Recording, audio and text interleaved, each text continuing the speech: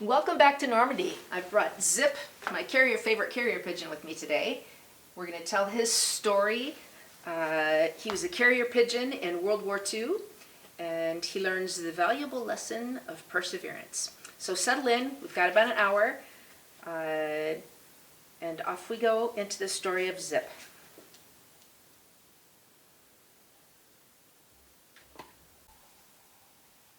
Zip, the story of a carrier pigeon in World War II.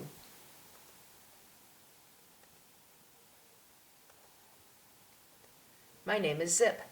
I am a pigeon, but not just any sort of pigeon. I am a carrier pigeon. I am a carrier pigeon who helped the Allied Special Forces during World War II. I guess you could call me a spy pigeon. Wonder how all this came about? Sometimes I do too. I hatched on a farm in England with lots of other pigeons. It's like having a really big family.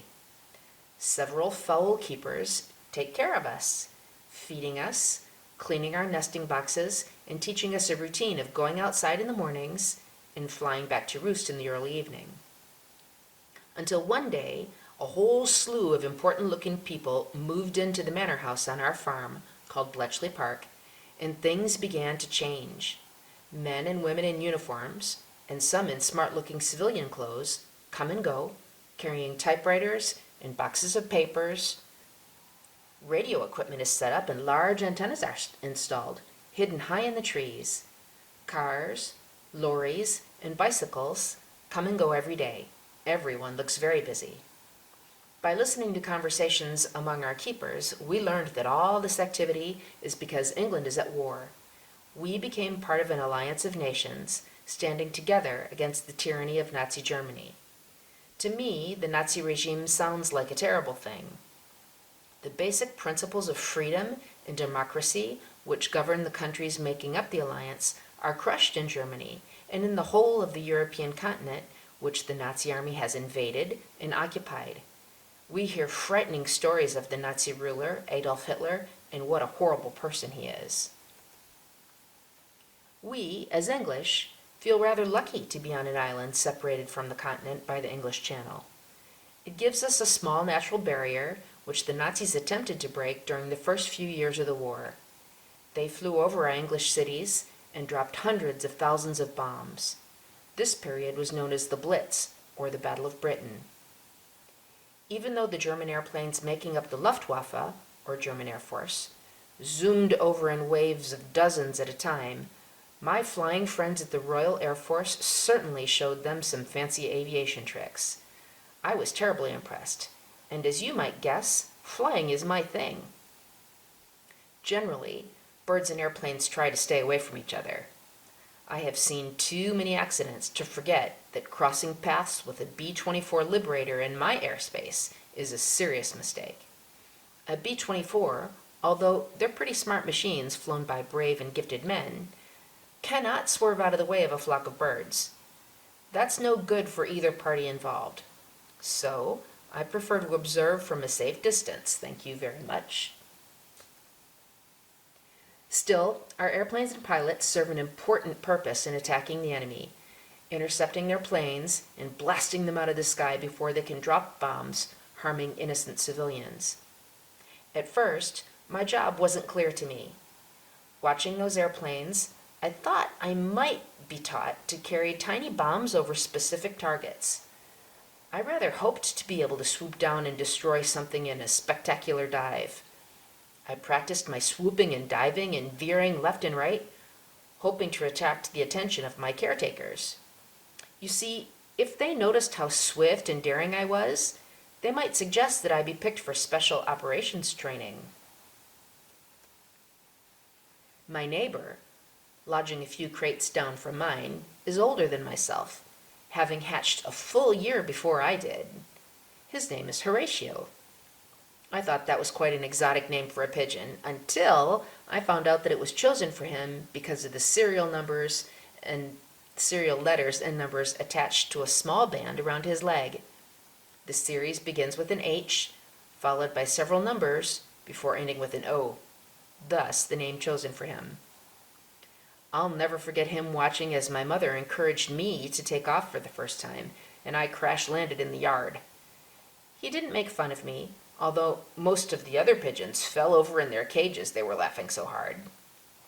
Of course, I was embarrassed, but determined to get it right, so I tried again and again and again. He cheered when I finally got airborne, and later, when I was moved to my own crate, he took me under his wing and gave me a few pointers. As a young bird, I spent a lot of energy showing off my talents whenever the men wearing uniforms loaded with medals came to speak with our caretakers. Each time, I watched sadly as the older, stronger pigeons with a larger wingspan than my own were singled out and taken away. It wasn't clear where they were going, but those of us left behind spoke about it each time a new group left, wondering why we were still here and why our friends never seemed to return. It was very frustrating, but I continued to practice every day, and soon I was flying higher and longer and farther and faster than I ever had. Horatio kept after me every day. "Turn your stubbornness into perseverance. Make it work for you and not against you," he would say, although I wasn't sure what he meant. Until yesterday, a pigeon who'd been driven off in a lorry came back to his old roost. He flew in and collapsed in the yard, out of breath. His chest was heaving and his eyes rolling like he was about to die. He lived in the crate next door to Horatio, and he'd taught me a lot about diving into air currents to rest during long flights. Shortly after his tumbled landing, one of our caretakers let out a whoop of joy and began rushing around the yard, shouting for the other caretakers to join him. Our exhausted friend was scooped up and carried away. So many questions jostled about in my head.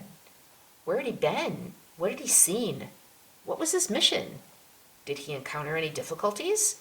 Exactly what is it that we're expected to do? Horatio said, "You see, Zip, that pigeon continued on until he made it home. That's perseverance." I wish I knew what that other pigeon had been through.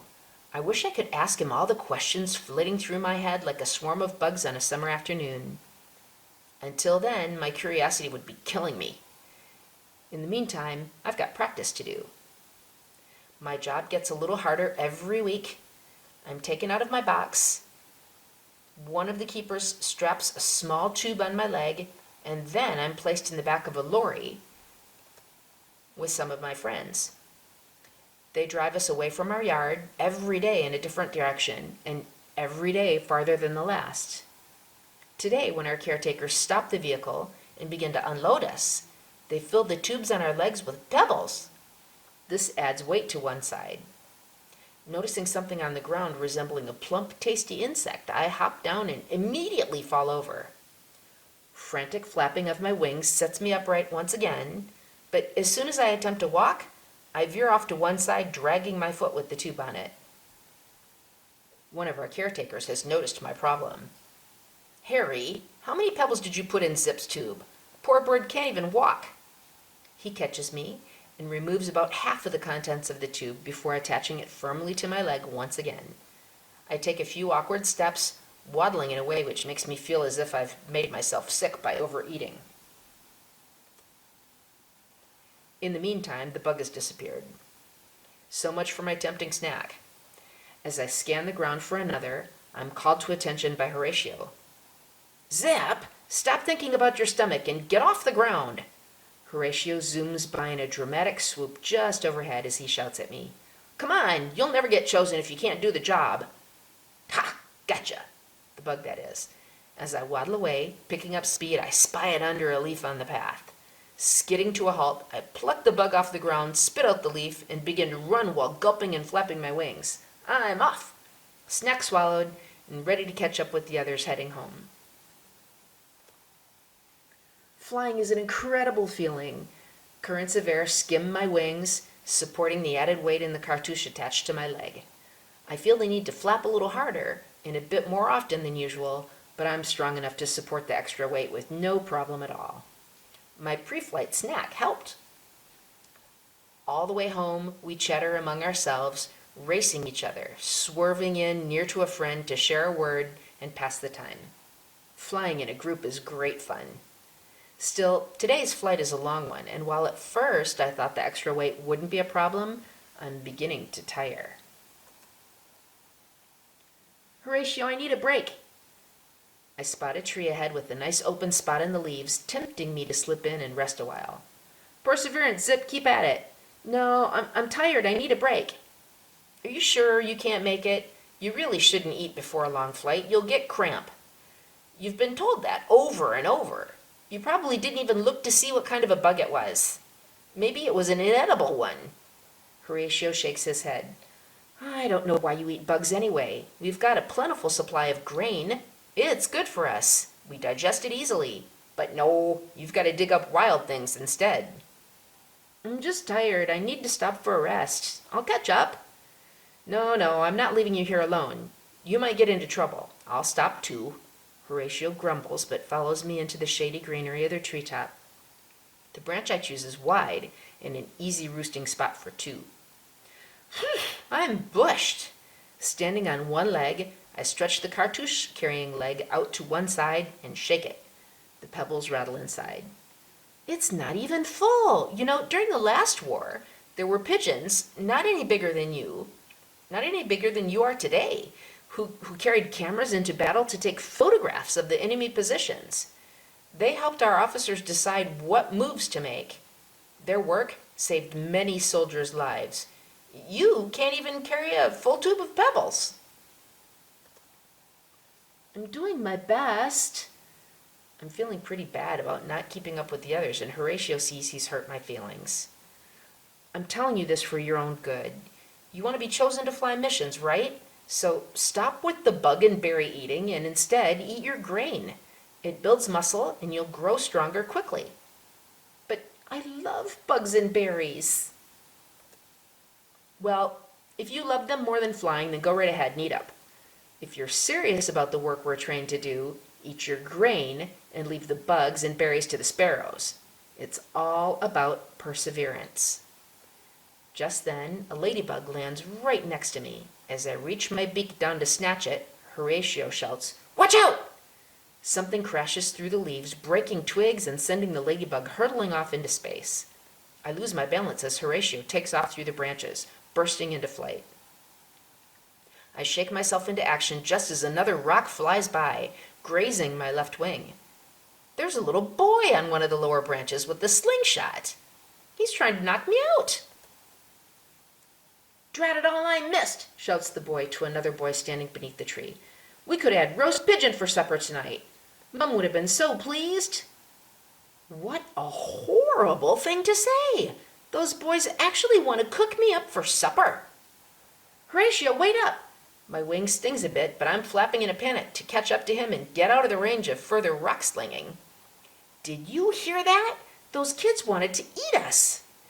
Yeah, well, not all humans are as friendly to birds as our keepers. What do you think happens to pigeons who don't do their job? What? You mean that if I don't do my job, I'll be eaten by someone? I simply cannot believe this news. Zip, let's just get back to roost, okay?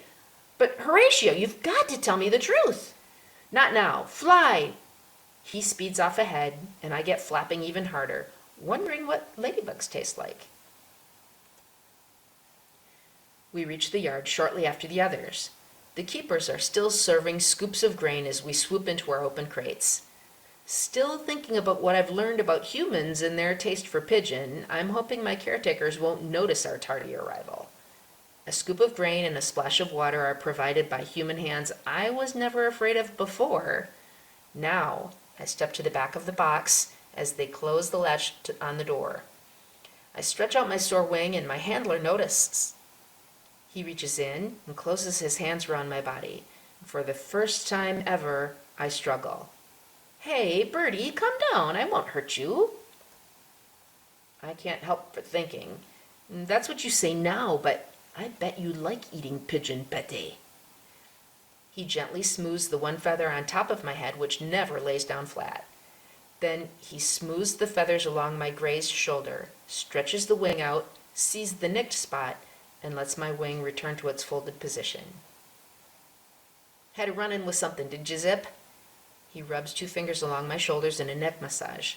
Oh, I cannot help but close my eyes in bliss. The flight was long, and my shoulder muscles are tired.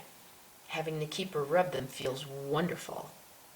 Well, you'll be just fine with the day off tomorrow. You rest up and stay around close where you'll be safe from any local kids with slingshots. He puts me gently into my nesting box. In you go, eat up and rest, and you'll be as good as new in no time. The latch slips into place, and I'm safe inside for the night. Later that evening, I wake to sounds of my fellow pigeons rustling about and flapping their wings inside their crates. Usually, this means there's some sort of danger. I peer through the wire in my door to see what's going on. It's Joseph, our friend who crash-landed in the yard after being gone for so long. He's been returned to his old nesting box. I hear Horatio whispering to him, "Hey, Joseph, glad to see you back, mate. Where have you been? Any news to share?" "You can't imagine how glad I am to be back, Horatio. I never thought I'd make it." Joseph wagged his head from side to side. "You have no idea what it's like out there. I hope I'm never given another mission. I almost died 12 times." A collective gasp and much flapping of wings could be heard from the group of pigeons listening in to this exciting conversation. "So tell us already, we're dying of curiosity. Is it true that if we don't do missions, we'll be turned into pie for the officer's supper?" I can't help blurting out the question that's been bothering me since this afternoon's run-in with those slingshot-wielding boys. "Shut up, kid, let him talk." Joseph's kind voice reaches me over someone else's rude remark. "Hey, kiddo, you've grown up enough to move over here with the big guys, hey? Good for you, your mom must be proud." "Yes, sir, Mr. Joseph, I hope she is, and I'd like to make her even prouder by doing my bit to end this war. Can you tell us what you did?" Yes, tell us. Share your story. Shut up, kid. Let Joseph tell his story." "Please, Joseph, tell us everything." So many voices, so much noise. "Settle down or we won't hear a thing." Horatio's voice carries through the general excitement, calming every voice and commanding silence. "Well, it's like this. You might remember the day I was taken away? Well, I was driven to an airfield, and they loaded my crate and almost 12 other pigeons, some of them I didn't even know, directly onto an airplane. I was going to take off and fly, but not by my own wing power. It was incredibly noisy and bumpy, and let me just say that an airplane takeoff is nowhere near as easy or smooth as it is for us. Joseph's voice carried on long into the night, telling his incredible story, and we listened, hanging on every word. Before we knew it, sparrows and finches were twittering about in the high branches, beginning their dawn chorus. And just when I thought I couldn't flap a single time more, I saw the roof of the big house, and I knew I was home. I swear I wanted to cry after all I'd been through. You saw me crash into the yard, but it didn't even hurt. I was just so happy to be here. We were, all of us, stunned into silence. Could it be true? We had been trained to carry messages in our leg tubes? Maps? Information so important that it didn't matter if we survived our flight? That the German soldiers tried to shoot at us with their guns? To kill us and to take the information we carried? And that even the people we were carrying the messages to might decide to kill us for food, or because they were afraid to be caught with us? And that in addition to birds of prey, the hawks and owls, which we have always been afraid of, there's an entire army of soldiers out to kill us. All of these questions and the terrifying answers to them provided by Joseph needed time to be discussed. Yet there's no time at all, because it's already morning and our handlers are transferring us into barrel-shaped travel cages. These are made of wood and have a door in the front with a grate for us to look out. Wait, not me. I have a nicked shoulder, remember? I'm supposed to have a day off to get better. I rustle around inside and stretch my wing out to show the man picking up my barrel that I have a wound, but he's not paying any attention. Hey, Bill, how many have you loaded? I got 6 here. Me too. That makes an even dozen. Off we go, guys. We got to get to work, birdies. Someone forgot to tell these 2 men that I'm supposed to have a day off. Evidently, I'll just have to go right ahead and be strong. Perseverance. But I get to thinking as I stretch my wing, trying to warm up my sore muscles.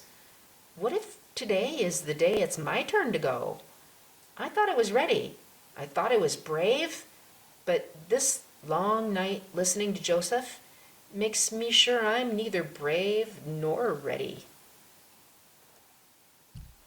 It's a lot to think about as we drive along the bumpy road toward today's drop-off point. It seems to take forever, so I close one eye and try to rest, but cannot. No pebbles in my tube today. Instead, they put in a piece of paper. I have no idea what it is, but I realize that today's flight is going to be a lot easier with the paper in my tube instead of rocks. Good, because my shoulder's still quite sore. A long drive takes us to a large field with lots of activity. Vehicles are driving in every direction. Our truck swerves out of the way of a jeep carrying important-looking uniformed men. They climb out and approach our truck. Are these the birds? Yes, sir. A finger pokes between the wire grid of the door on my barrel. I'm tempted to peck at it, just because who wants to be poked at? Still, I assume this finger must belong to someone important who wouldn't appreciate being pecked, whether he deserves it or not. I keep remembering the threat of pigeon pie.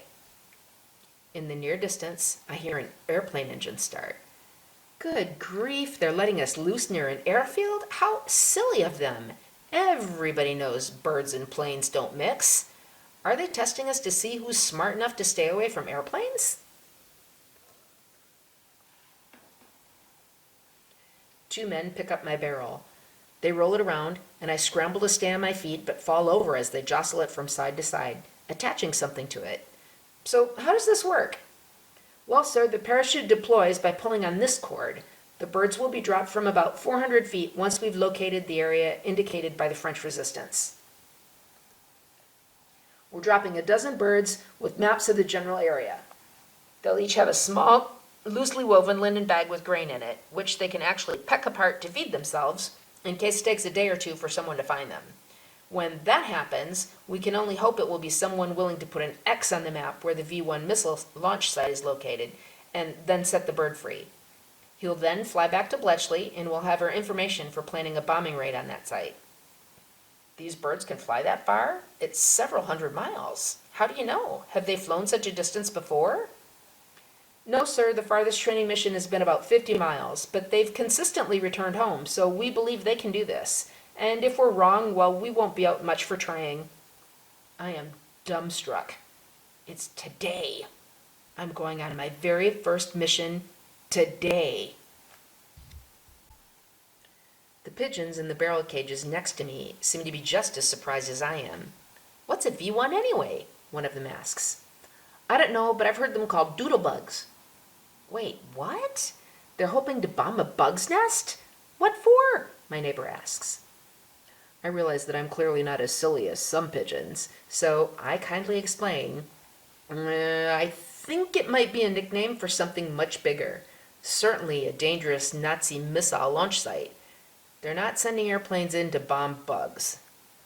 Oh, yeah, well, you're probably right. I wonder what it looks like, though. Let's just keep listening to our handlers and the airmen, and we might find out. Good idea. It's not long before we see the pilot and another man approaching a small airplane. Following close behind is a girl. She's zipping up her jumpsuit and putting on flight goggles. What's all this about? Why is there a girl coming along? Our truck is maneuvered closer to the plane, whose propellers are spinning and making a lot of noise and wind. It's impossible to hear anything at all over the roar of the engines. The girl comes over to look at us. These are the birds? She pokes a finger through the wire grid. Why do humans do that? It's very annoying. Still, she seems nice enough, so I don't fuss about it. You poor birdies. You've got no idea, have you? She pulls her finger out, turns, and walks away. Just what did that mean? Poor birdies? Now I'm really starting to get worried. Our truck stops near the plane, whose engines have just started. The propellers are whizzing and making a lot of wind and noise. The girl climbs in a small door on the side of the plane. The men driving our truck get out. One of them opens my door and tosses a woven cloth bag inside. I know what this is, and right now I could care less about food. He picks up my barrel and slides it in the side door, and the girl pushes me across the floor of the plane. The other barrels slide in beside mine. The men gave the girl a jaunty wave before shutting the door and locking us into darkness. Before we can even discuss what's happening, the plane begins to rumble down the airstrip, vibrating and shaking and making more noise than I've ever heard. Suddenly, I feel us lift off the ground, and the shaking stops. I'm airborne, and for the first time in my life, I'm not doing the flying. And I'm not sure I like it. After a few hours of nothing happening at all, I realize that this kind of flying is actually quite boring. I can't see anything, I don't feel the wind in my feathers, and I don't feel the thrill of gliding or swooping. I even take a nap for a while. I wake up when I feel us slowing down and losing altitude. It's very dark in here, but I can hear someone moving about nearby. Suddenly, a trap door is opened in the floor near my barrel, and I can see outside. It's night, but there's a lovely full moon shining down, almost smiling at us. One of the pilots and the girl are moving among the crates, checking the ropes attached to the tops. "Okay, these look all right, and yours?" he shouts at her. "Just dandy. Ready? 'Cause there's the coast of Dieppe right there. Just a few minutes south and we'll be over Baggville. Look for the church, and when you see it, push out your kegs, and pull the handles." "Okay, got 'em," she shouts. "Now!" And out I go, falling inside my barrel. Instinctively, I try to flap my wings. It doesn't help. But just as quickly, I feel a big jerk, and now I'm floating, still dropping from the sky, but much slower. The graceful floating ends with a brutal crash and a tumble. My barrel rolls, and I'm rolling around inside of it, bumping off the walls. Another thud stops the barrel, although I'm still rolling around inside, trying to find my feet. For a minute, my eyes feel like they've rolled someplace right off my head. So I shake all over, ruffling my feathers and flapping my wings just to settle everything back in place. I'm looking out into darkness, across the silvery paving of a moonlit courtyard, when I hear the heavy-chested voice of a very large dog. It lets out a series of deep and threatening woof barks, one at a time, as if expecting an answer it's not getting. I'm wishing I spoke large dog language. In general, large dogs and birds don't get along very well, so I'm wishing I could let this one know that I'm a friend and that I come in peace. The barking is coming from a cottage across the courtyard. A door cracks, letting out a sliver of light, and a gigantic St. Bernard hurls itself in a loping gallop across the paving, aiming straight at me. I flap frantically, trying to lift off the ground, but of course I can't since I'm trapped inside this barrel, and no amount of flapping will get both me and my barrel into the air. I'm doomed, and my entire life flashes before my eyes. Since I'm very young, it doesn't take long. I open one eye just as an enormous, snorting, wet dog nose shoves into the wire mesh of my door. A huge, hairy head blocks out any light, and hot, rather smelly breath blows in great puffs into my face. This is unacceptable, and I must let this dog know it. "Hey, knock it off, will ya? Your breath smells like you've been eating cow manure." "Ruff," it answers. "Oh yeah, well you too." This animal's not very polite, so I'm not going to be either. "Polka, be quiet, girl, come here," says a man's voice from somewhere behind the shaggy, snorting dog head. Wow, you're a girl? I'd never have guessed. And you should brush up on your manners, too. If I'm going to be eaten by this dog, I'm going to give her a piece of my mind beforehand. "Alors, what have we got here?" says the voice, while hands reach down to pick up the barrel. "Quick, Polka, let's get back inside. Allez, viens, ma fille." The old man hurries across the courtyard, and all three of us go inside the cottage. He places my barrel on the stone floor in front of a fireplace, warm and crackling with the cheerful fire. Then he locks the door. The dog is back, snuffling and pushing the barrel with her nose.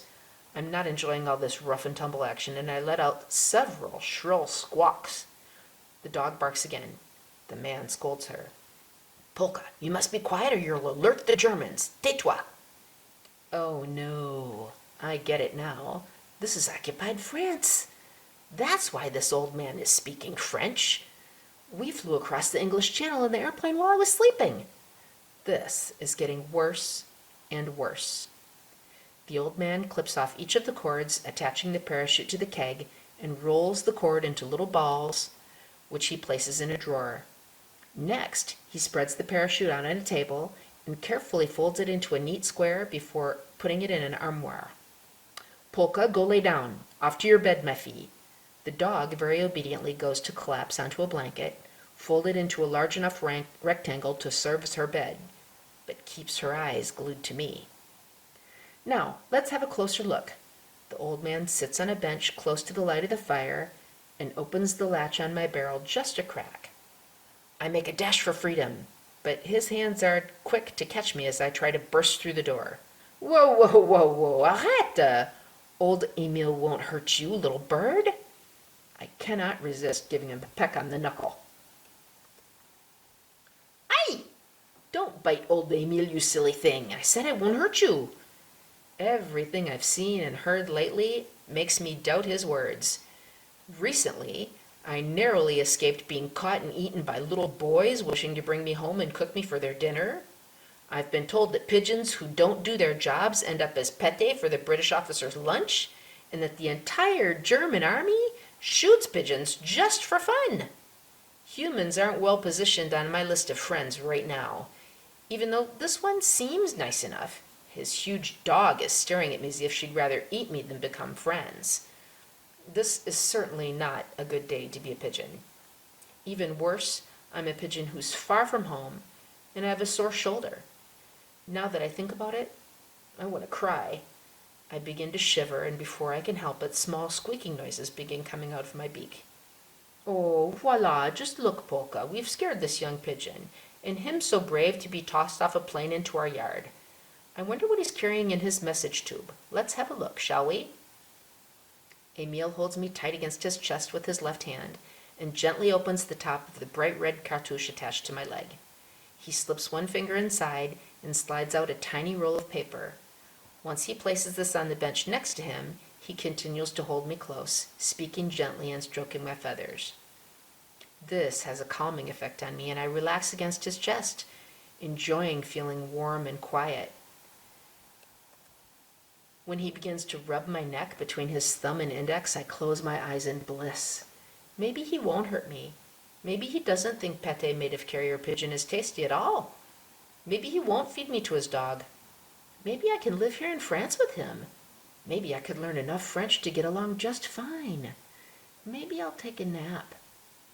When I wake up, I smell something strange. Whoa! I'm back inside my barrel, sitting on the table with the door open, and the dog is looking at me very closely. Her breath is what I'm smelling. I don't know what Emile feeds her, but she really should try some of my grain. Hey, that reminds me. I'm hungry. Where is that cloth bag? Oh no, Emile must have done this. It's outside my barrel, sitting on the table very close to the dog's head. The dog must be reading my mind because she turns to look at it. Just as I poke my head out to take a step towards the bag, the monster picks it up with her slobbery mouth. She's carrying it away. Hey, no, that's mine.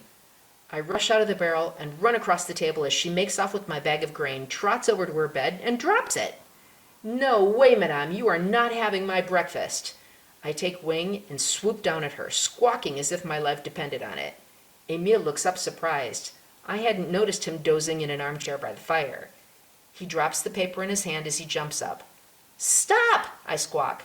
The dog sits down on my bag of grain and barks at me as I fly around the room, veering in circles near her head. Emile grabs a newspaper and begins to flap it at me, making me even angrier.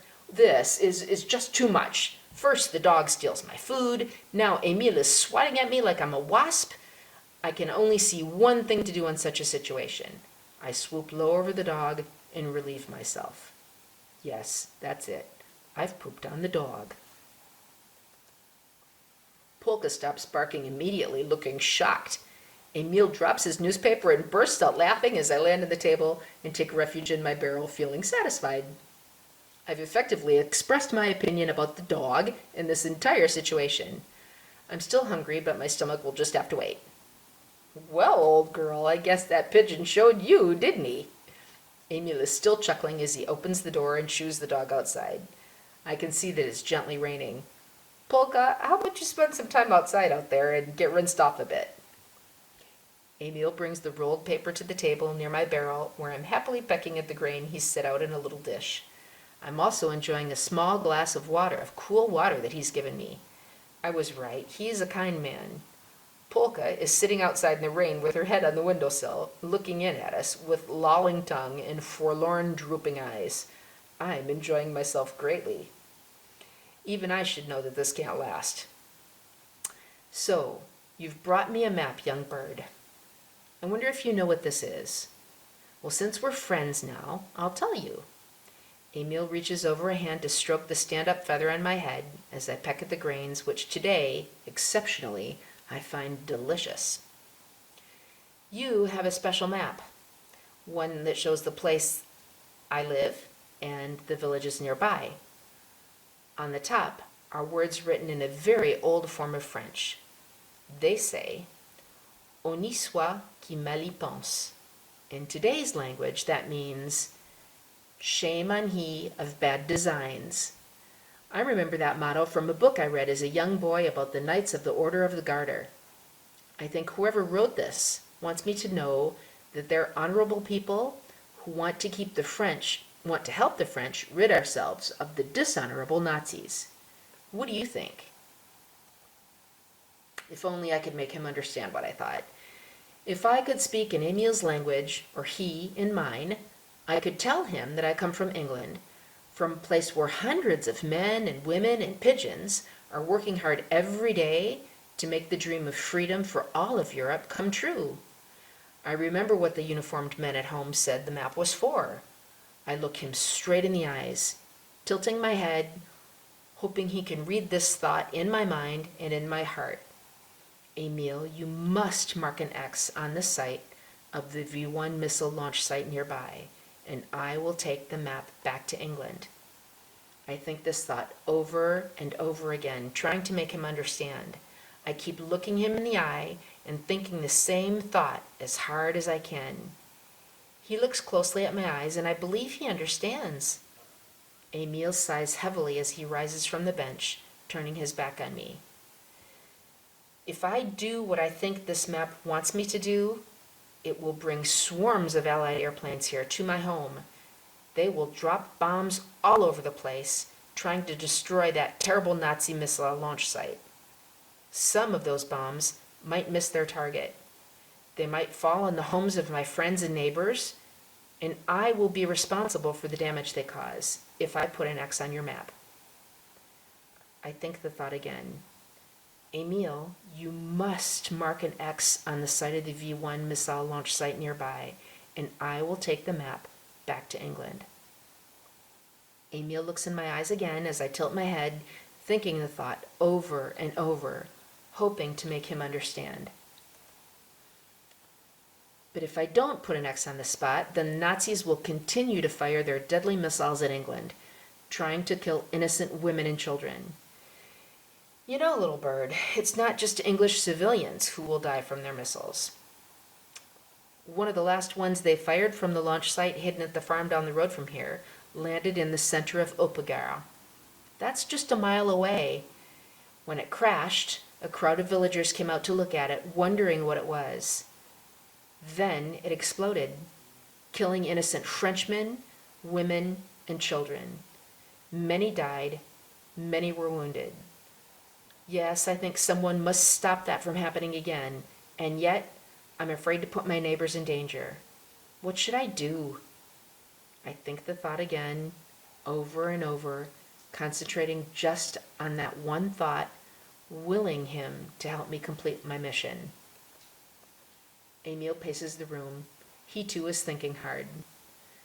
Finally, he picks up a pencil and makes a mark on the map. As he reaches to put the rolled up map back into my tube, I see great tears rolling down his face. He opens the door and throws me into the air. What a surprise to be flying again. Evening is fast approaching, and I circle the cottage to get my bearings. Which way is home? I close my eyes for a few seconds to let my internal compass set itself in the direction of my home. At first, I can't feel it. A tree branch beckons, and I drop onto it for a pause, hoping to reorient the pull I usually feel for my nesting box. Home feels out of reach. Then, like a tiny sound, I hear and feel the direction I should take. It's a quiet, pulsing noise, almost like a heart beating, but it's there, far away to the northwest. Stronger than any of my thoughts, it calls to me, and I know I must follow that familiar beating. I take off. I'm going home. But first, since this is going to be a long flight, and most of it will be over the waters of the English Channel, I think I better eat something, roost for the night, and set off over the water tomorrow. I scan the fields below, looking for grain. Sadly, it's late in the summer, and most of the harvest has been completed. I better find a forest where there might be some berries. I can find insects while in flight. They're easy to snatch if I fly close to the ground. However, I'm crossing enemy territory. Flying close to the ground might attract the attention of the Germans. The woods it is then. That will be the safest place for me. I spot some trees just visible on the horizon. I set off. As I approach, I hear a terrific explosion. The tree line along the edge of the forest seems to burst open, setting free the strangest sort of airplane I have ever seen. It flies low to the ground. The body is sleek and slim. It doesn't appear to have any sort of engine with propellers. Could this be the Doodlebug? The deadly Nazi unmanned missile used to kill innocent victims? And its launch site is hidden deep in the forest? How can that be? Curiosity takes hold of me, and before I can think it through, I'm swooping over to have a look. From above, nothing is visible. I enter the woods under the tree tops and drop to a branch. There's no sign of birds, no rustling noises of animals who normally live here. It's as if the forest had died. No sign of life except for men in strange clothing. My curiosity says, go get a better look. Flitting along under the canopy of leaves, I find a perch close enough to observe several men washing down an elevated track with push brooms and buckets of water. They are busy enough not to notice me. I hear one heavily mustachioed man, dressed in a uniform with SS insignia on his collar, speaking in an unkind way to those working. He's throwing his arms around in rough gestures to punctuate his shouted orders. Clearly, he isn't a pleasant fellow. The workers bend their heads and work faster. That is, all but one, who lifts his chin and says just a few quiet words to the uniformed officer. Even I can see that this is not a good idea. The SS officer already seems angry. Sure enough, the officer takes 2 quick steps forward and plunges a fist into the belly of the man who spoke. The worker crumples to the ground. I am outraged. And just what does a distraught pigeon do? You guessed right. Taking off from my concealed perch, I swoop low over the SS officer, dropping the only bomb I can, directly onto his shoulder, splattering the SS patches on his tight collar as well as his ear. Caught off guard, the officer shakes his head and looks to the sky.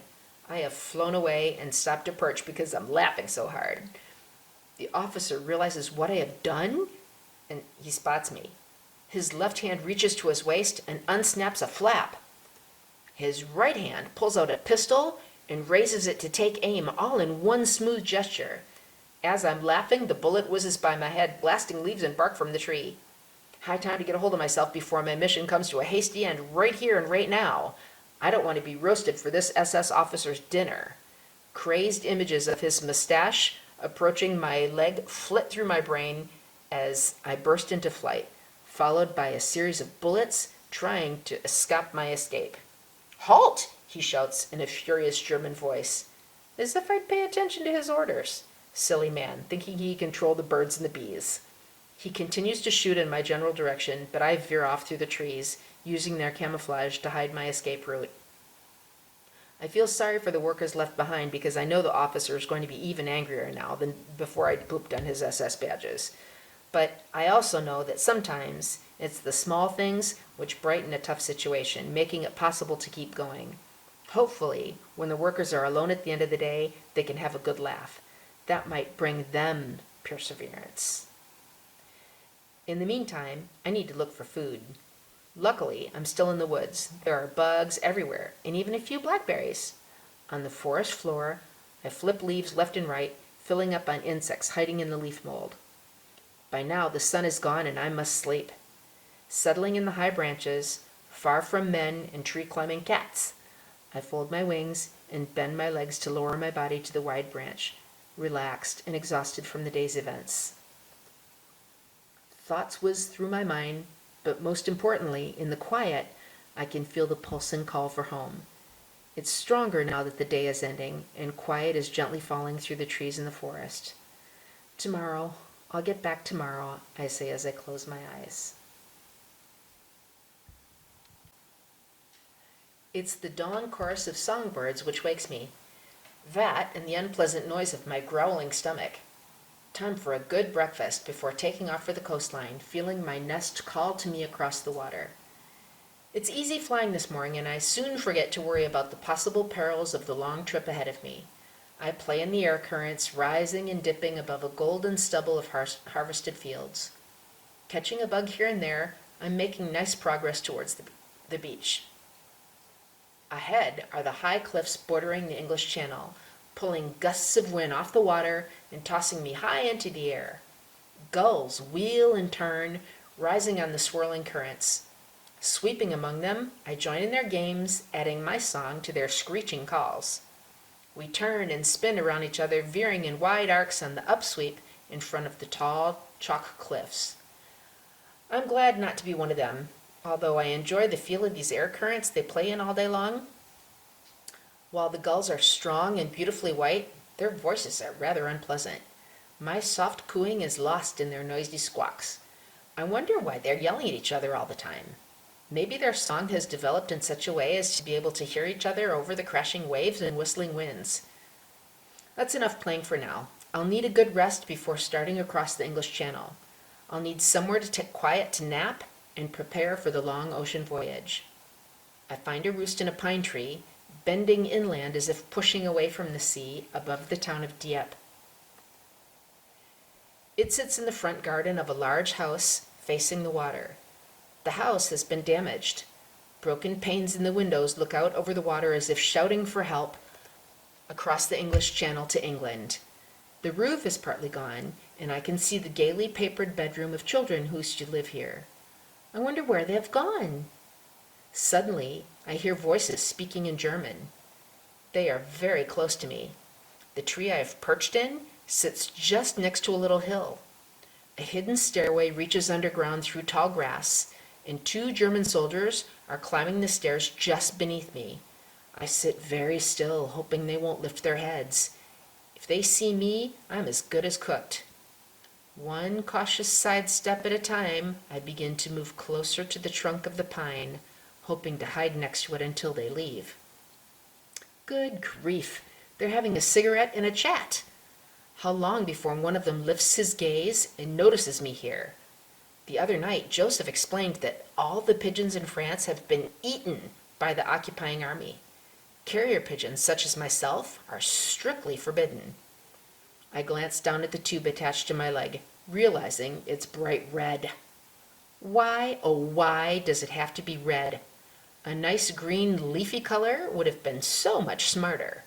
But no, it's very red. You'd think the person who thought that was a good idea wants us to be shot by German soldiers. And to think that humans make unkind remarks about bird brains? Another sliding step towards the tree trunk when they're not looking. Maybe it can side away to the cover of the branches and disappear from their line of vision. Another sidestep, almost there. Out of nowhere, one of the gulls makes a sloppy landing right next to me, cawing loudly and shaking the branch so that the pine cones fall all around the Germans. The gull turns to me and squawks a greeting as the soldiers look up, squinting through the branches. Of course, as they see the bright red tube on my leg, their unfinished cigarettes fall from their open mouths, and they begin to shout and raise their guns, aiming in my direction. I'm off through the branches, fighting against the currents of the wind sweeping over the top of the cliffs. I'm stuck flapping in the same spot as the winds push against my body. Bullets whiz by me to the left and to the right. I have no choice but to fold my wings in and dive straight down the front of the cliff. Plunging down, I'm headed for a crash landing on the rocks below unless I can unfold my wings and take off across the waves. I try to pull my shoulder muscles out to unfold, but the air currents I'm diving through are too strong. I'm gaining too much speed. The rocks are getting closer and closer until finally one wing unfolds and I feel a snap as I veer off, slowing into a spin. The other wing opens and I can fly straight, skimming just above the surface of the waves. I'm safe from the German soldiers, but now I have a long journey across open water with nowhere to land for a rest. I close my eyes and feel the beating of home, adjust my flight glass slightly, and get going. Hours pass and I see no sign of land. I can feel the pulsing signal of home, so I concentrate on that. I cannot let myself feel tired. I try not to think about food.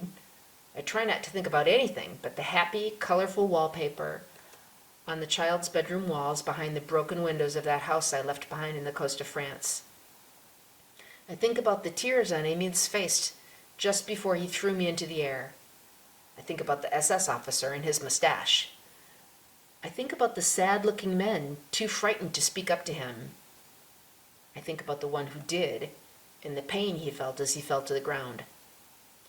I think about Joseph and the stories he told me of his dangerous journey. I think that I must keep flapping my wings and keep thinking. Perseverance. Night comes, and still no sign of lights along the coastline. I've never flown in the dark. We're in bed by nightfall. I'm frightened. I hear noises of waves and wind like in the daylight, but they seem louder and scarier when I can't see where I'm going. There are clouds covering the light of the moon, and I feel drops of rain carried on the wind. I try closing my eyes in case that's easier than looking for something in the dark that isn't there. Suddenly, I hear a low rumbling in the distance. A flash lights the horizon as a bolt of lightning strikes the water. I can see for a brief second. I've never flown in a thunderstorm either. The raindrops are heavier and strike my wings and body like tiny rocks. They hurt. The wind is pushing against me, slowing me down, and making it harder to fly. But I must keep flapping my wings because I've nowhere to land. I cannot land on the surface of the water like gulls or ducks. My feathers are not waterproof. I'll sink. But this rain hurts, and I'm so very tired and scared and so alone. I want to give up. I cannot continue. I can't see any way that I can succeed. I have to stop flying. I'll fall into the water. I'll die. I'm so tired. Maybe it's better if I just quit. I close my eyes again and slow my flapping. My body feels so heavy, exhausted. I begin to descend towards the surface of the water. Just above the water, I hear a loud metallic clinking sound. I open my eyes as a huge silvery shape flies just above me. The rush of wind as it passes over me lifts me away from the surface of the water and pulls me along faster and faster as I'm sucked into the massive drag of air behind it. It's one of the V-1 missiles headed toward England. I'm wide awake now and still being pulled by the wind behind the V-1, which is now farther ahead of me. The drag slows, but I'm feeling much more alert. Just keep flapping your wings, I tell myself. Perseverance, or stubborn pigeon brain, whichever keeps me going, I shout at myself like my clumsy friends the gulls. Keep going, Zip, you can do this. The innocent civilians need you to bring this map back to England. Emil trusted you to carry this message. Now do it. Another blaze of light explodes on the horizon, but this time I know it isn't lightning. It's the V-1 which has exploded. I can see the light from the fire it has caused. The missile has crashed on the top of a cliff. Fire and smoke shoot up into the sky. But wait! It's on the top of a cliff! That means I've made it across the water. I'll be able to land soon. Just a few more miles, just a little more perseverance. I think of the fire and the smoke on the top of the cliff, and I remember why I've made this journey. I must get home with my message so that the Allied bombers can put a stop to these deadly missiles crashing into coastlines and harming innocent people. Just keep flapping your wings, Zip, I shout at myself as if I were a gull screaming into the wind. The smell of burning grass hits me in the face as I approach the coastline. The upsweep of air lifts me over the top of the white chalk cliffs, and I stretch my legs in front of me for the first time in hours as I drop to the ground. I must find somewhere to rest, eat something, then get airborne again because the map in my tube must be delivered. But just for a few minutes, how wonderful it feels to walk! I strut around in the grass just for the fun of it, just because I can. I'm enjoying myself stalking through the grass and catching bugs for a sharp break when I feel the pulsing call from my nesting box reach out to me. Time to get going again. Dawn is breaking as I see the tall chimneys and peaked roof lines of Bletchley Park reaching up through the trees, guiding me home. Feeling like I've been brought back from the dead, I zoom above the yard, circling until one of the handlers notices me and shouts. I'm waiting for several of them to gather as they run across the yard from different directions. I can hear the rustling and shuffling of pigeon feet in the straw of the nesting boxes. Finally, I hear my mother's coo. "Zip, my darling boy, is that you?" she calls. "Zip, tell us it's you, you've made it back," shouts Horatio. As I land, more and more coos reach me above the excited talking of the handlers as I'm carried off into a building to deliver the precious map in my bright red tube. My heart beats warmly, pleased to be home, anxious to greet those I love, excited to tell my story, and satisfied to have completed my first mission. We are ushered into a large room with important-looking men gathered around a table. Large maps are pinned to the wall. "Well, is this the young fellow just back from France?" asks a uniformed man. "Yes, sir, this is the one." My handler is beaming with pride. "Stubborn little fellow, isn't he?" says the officer as he strokes the feathers on my head. "No, sir. He's learned the meaning of the word perseverance, sir. He's learned when it's a good thing to put your mind to something and to be stubborn about it." "Right you are, lad. Bit badly coiffed, though, I must say. Must have been a windy trip." "I'm thinking about that one blasted feather that just won't lay down. Now, let's see what's on this map, shall we?" The tube is detached, the small map unrolled, and several men bend over to examine it with the magnifying glass. The handler's fingers close about my body, and I am not afraid. He carries me from the room. My arrival back in my nesting box is a quiet one. The others have all gone off on today's training missions. I'll have time for a nice long nap. As I peck at the grains the handler places in my dish, I think about how much fun it's going to be tonight when I share my adventures with my friends. As I settle down to finally sleep, I think of Emile and the tears rolling down his cheeks, and I hope the pilots take careful aim when they bomb that launch site. I think of the smoke and the flames rising from the clifftop in England where the V-1 landed, and I hope no one was hurt when it exploded. I think about the job I accomplished, and as I close my eyes, I wonder what my next mission will be. The end. Well, I don't know about you, but I'm awfully happy that Zip made it back to his nest. Many of the carrier pigeons in World War II did not. So his is actually a happy ending story.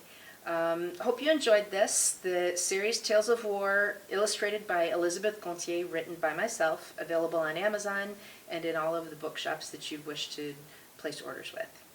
Hope to see you soon.